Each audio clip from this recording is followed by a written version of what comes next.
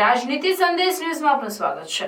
Bhavnagar marketing yard ડુંગળીથી છલકાઈ ઉઠ્યું। Fulsar marketing યાર્ડમાં ડુંગળીની મબલક પ્રમાણમાં આવક થઈ।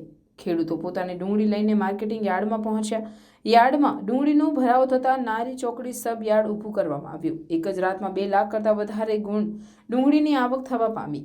ડુંગળીનો ભાવ ઓછો હોવા છતાં ડુંગળીની પુષ્કળ આવક। રાત્રે માર્કેટિંગ યાર્ડથી બંને બાજુ 3 કિલોમીટરની લાઈનો જોવા મળી। હાલ ભાવ ઓછા હોવા છતાં ખેડૂતો તૈયાર ડુંગળી બગડવાના ભયને લઈ યાર્ડ ખાતે પહોંચ્યા। ફૂલસર યાર્ડમાં અને નારી સબ યાર્ડમાં પુષ્કળ પ્રમાણમાં ડુંગળીની આવક થઈ।